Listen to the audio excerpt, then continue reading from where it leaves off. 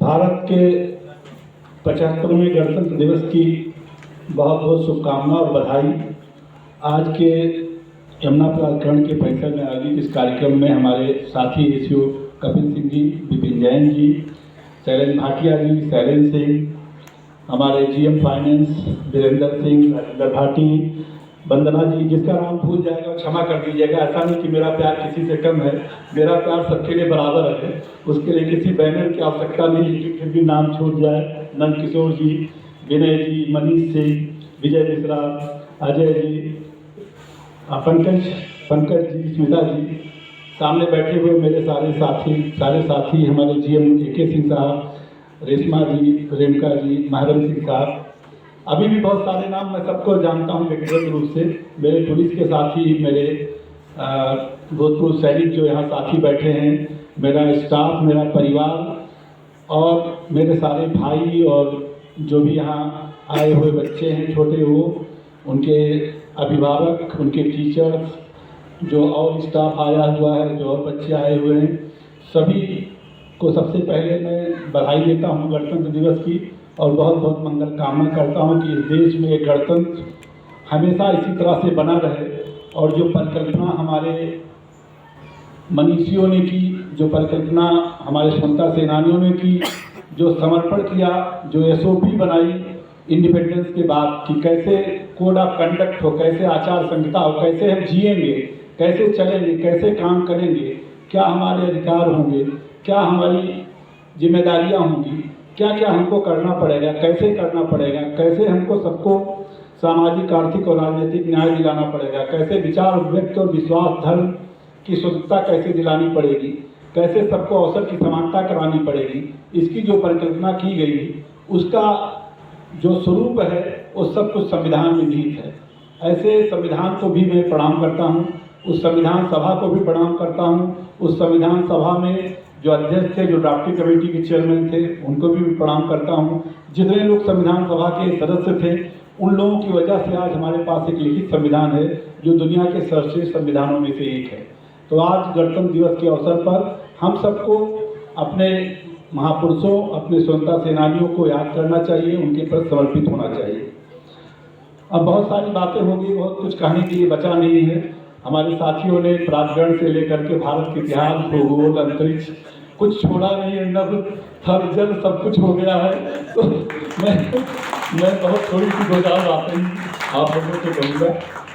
देखिए, अगर हम वास्तव में 26 जनवरी आज मना रहे हैं तो हमारे संविधान में पहला शब्द है हम, और सबसे बड़ा दुर्भाग्य है जो इस समय भारतीय समाज है वो हम के बजाय मैं हो गया है।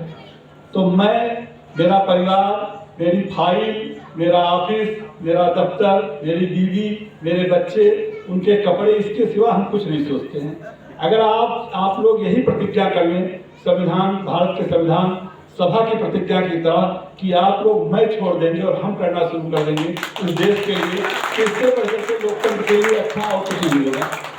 तो भारतीय गणराज्य की इस 75वें समृद्ध काल में जब हमने प्रवेश किया है तो हम सब लोग मैं छोड़ दें और जो पहला शब्द है जो सब भारत के संविधान में, जो प्रेमबल में, हम उसको अपने अंदर आत्मसात कर लें, अपने अंदर आत्मार्थित कर लें। उसके बाद लिखा गया भारत। अब अगर मैं इसको व्याख्या करूंगा तो बहुत घंटे लगेंगे, बच्चे मेरे थके हुए हैं, मैं नहीं व्याख्या करूंगा। लेकिन भारत कोई इतिहास और भूगोल नहीं है कि उसकी सीमाएं कहाँ तक है। भारत को ना इतिहास में बांधा जा सकता है, ना भूगोल में बांधा सकता है। जब हम भारत कहते हैं तो भारत की में सब कुछ शामिल है।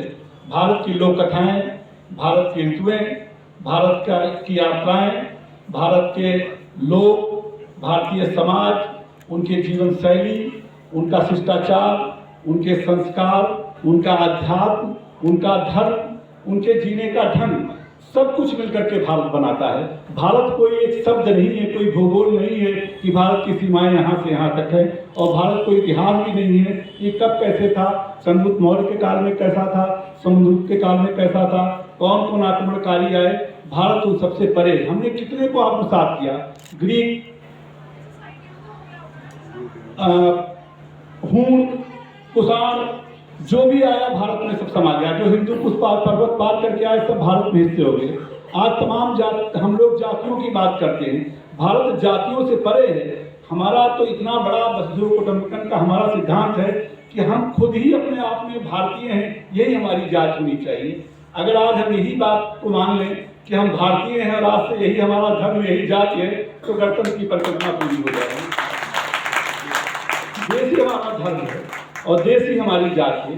हम लोगों में से किसी ने भी ईश्वर के यहाँ पैदा होने से पहले एप्लीकेशन नहीं दिया था कि हम इस जात में पैदा होंगे, इस धर्म में पैदा होंगे। अगर जिसने दिया हो बताए हाथ करके सामने मेरे आ जाए तो मैं मान जाऊंगा कि हम जातियों और धर्मों में हमको बधा रखना चाहिए और हमको जो है वो राज्यों में हमारा देश जाति है, ये हमारी माँ है, यहाँ हम पैदा हुए हैं। ये हमारा जो यमुना अथॉरिटी है हमारी माँ है, ये हमको रोज जीने के लिए, हमको जीवकोपार्जन के लिए हमको अवसर देती है। देश माँ है, स्टेट माँ है, अथॉरिटी माँ है, तो माँ के साथ कोई जाति हो सकती है क्या? बच्चा माँ से कहेगा कि मैं इस जात का हूँ इसलिए तुम मेरी माँ हो। तो हम लोग जात और धर्म की बात छोड़ दें, इसको सबसे बड़े देश को, इस भारत को अपनी जाति माने, अपना धर्म माने और अपनी माँ माने और इसी प्राधिकरण को भी अपनी माँ माने, तभी उसकी सेवा पूरे मनोयोग से कर पाएंगे। और देखिए हमारे यहाँ एक अवधारणा है कि जो जीवन है वो बिल्कुल एक अपने आप में कंप्लीट है और अविरल है और सभी को समाहित लगातार करने के लिए चलता रहता है। इसीलिए वसुधैव कुटुंबकम की परिभाषा, नक्षत्र भी हम अपना मानते हैं परिवार, हम पेड़ों को भी अपना बंधु मानते हैं। तो ऐसे देश में जहाँ हम